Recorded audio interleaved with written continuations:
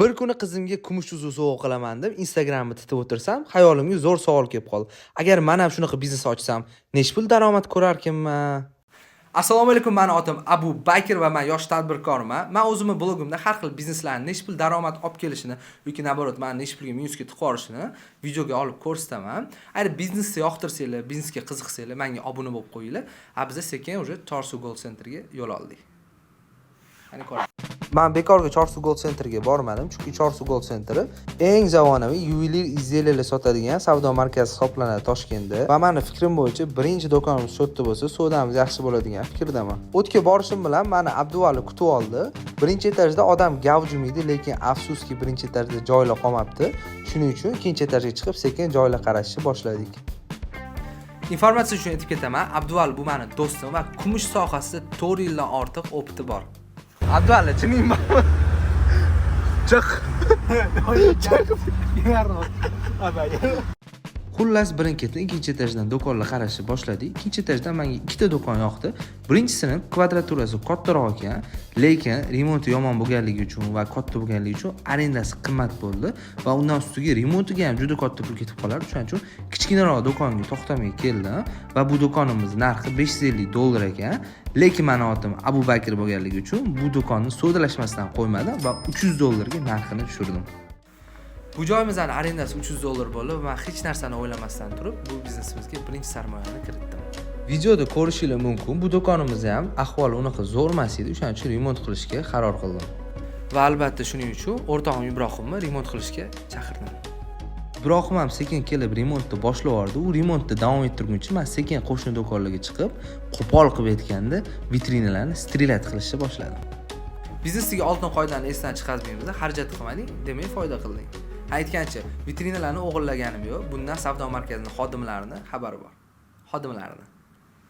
Har xil vitrinalarni qarab ko'rdim. Ichida buzuvlari bor edi, singanlari bor edi. Endi tekin bo'lgandan keyin nolib o'tirmayman u. Ikkita zo'rni oldimda sekin do'konga olib kirib qo'ydim. Keyin shundoq do'konimiz yonida mana shunaqa chiroyli vitrina turuvdi. Mayli bu ham bekor yotmasin deb ichiga idishlarimni solib qo'yaman deb buni ham do'konga olib kirib qo'ydim. Orada Shovvoz Abduvali do'konning nakleykasini yulishga harakat qildi, lekin eplolmagani uchun kliningga chaqirib yuldirdik va hamma joyi ular tozalab ketishdi. Ibrohim o'rtog'imiz zerikib qolmasin deb yoniga kirib azincha gap sotdim, lekin faqat xalaqit berdim shekilli o'zi ham.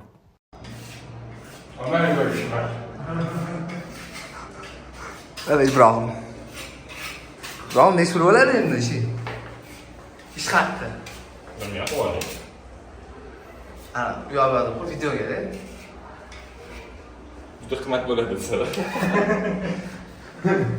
Mana dizayni shunaqami Ibrohim mana? Ha? Professionalniy ustamiz, ya'ni Ibrohim aytishi bo'yicha, agar ko'chaga notanish ustaga bu remontni qildirganimda 700 ming so'm, 1 million atrofida bo'lardi, lekin o'rtog'im bo'lgani uchun u bor yo'g'i 300 ming so'm oldi. Men tushunmadim, bu networkingga kuchimi? Aytgancha Ibrohim uchun обязательно like bosib qo'yinglar. Va nihoyat ishimizning eng важный joyiga keldik. Endi biz sizlar bilan tovar tanlaymiz. Bu ishda bizga Abduvali yordam beradi, chunki u nima yaxshi ketadi, nima yomon ketadi, hamma narsani biladi. Ha, aytgancha, поставщик kelguncha Abduvali o'zini ketmagan mollarni menga tiqishga harakat qildi, lekin qo'lidan kelmadi. Ozgina vaqt o'tgandan keyin yonimizga katta sumka ko'tarib bitta odam keldi. U sumkaning ichida ichi to'lib kumush edi. Komplet ranglimi bagetmi? Qarasa bor. Baget bizda yaxshi.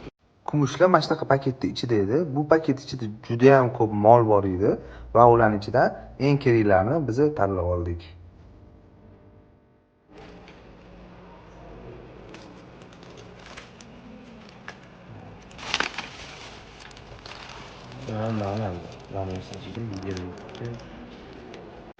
Mana hozir bir yarim soatcha o'tirdik. Mana birinchisi endi tanlab tugatyapmiz. Hali mana hozir nechta bor? 2 soat o'tgandan keyin va nihoyat tanlagan uzuvlarimizni sekin hisob-kitob qilib narxini chiqarishni boshlashdi. Uzuvlar narxi $2250 bo'ldi, lekin ularni sotib olganimiz yo'q, chunki biz 6 kundan keyin ochilishni planировать qildik. Shuning uchun biz ularga zavod berib, chetga oldirib qo'ydik. Kerak emas. Bor. Menimcha orada lo'liga pul bermagan uchun meni tapchikam yirtilib ketdi. Ha mayli hech qilsa-yu, zato 15 ming so'mga zo'r qilib tik berdilar. Bitta narsani yana so'ramoqchiman. Men sizlarga summalarni dollarda aytaymi yoki so'mdan? O'shani kommentariyada yozib ketsanglar zo'r bo'lardi. Men bekorga ko'chaga chiqqanim yo'q. Ko'chaga chiqqanim sababi idishlarni optim joyiga borib 5 million 400 ming so'mga optimga idishlar xarid qildim. Videoning oxirida bu idishlarni chiroyli qilib vitrinamizga taqlaymiz. Ertasi kuni vohli turib do'konga kelsam, men ikkita o'rtog'im kelyapti-da. Biram o'zi o'rtoqlarim ko'p-da boru. Nega keldilaring deb so'rasam, hasharmi, yordammi kerak bo'lsa qarashib olishga keldik deydi. Keyin ichimda o'zimga o'zim vaqtida kelibsanlar dedim. Chunki hamma ish qilib bo'ladi deydi. Yo'q, keyin baribir bularga ish topirdi. Bozorning ma'muriyatidagi odam kelib bizga kalitlarni ko'rsatdi. Keyin kalitlar hammasi aralashib ketganligini aytdi. Bitta hammasini tiqib ko'rdik va oxiri 1 soatcha o'tgandan keyin o'zimizni kalitni topdik. Men kalit haqida vobshe o'ylamayaptim, chunki miyamda boshqa narsa edi, ya'ni biznesimizga nima nom qo'yish. Boshida to'g'risini aytsam, Baker Silver deb qo'ymoqchi edim, lekin kumushga to'g'ri kelmaganligi uchun Wave deb ochishga qaror qildik.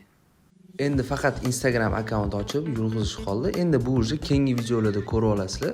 Keyingi videolarda nafaqat buni, yana bu biznesimiz ochildimi, yo'qmi, nechta pul daromad olib kelyapti va boshqa informatsiyalarni ham aytib o'tib ketamiz. Hozir bo'lsa, kumush do'kon ochishga nechta pul rasxod qilganimizni birgalikda hisoblaymiz. Birinchi o'chirtda arendaga $300, keyin Ibrohimga 300 ming so'm, cleaningga 150 ming so'm, latta putta va mayda chudalarga 100 ming so'm, eng katta rasxodimiz kumushlarga $2250 va idishlarga 5 million 400 ming so'm. Umumiy so'mda kumush do'kon ochishimizga 38 million 590 ming so'm xarajat qildik. Agar boshqa bizneslarni ham yurg'izishimni xohlasanglar va videosini qo'yishimni xohlasanglar, menga motivatsiya berib, menga obuna bo'lib, like bosib ketsanglar, zo'r bo'lardi. Aytgancha bizda Telegram va Instagramimiz ham bor. Ularga ham o'tib obuna bo'lib qo'yinglar. Aytgancha, keyingi videolarimizda qaysi biznesni obzorni qilaylik, o'shani ham kommentariyada yozib ketinglar.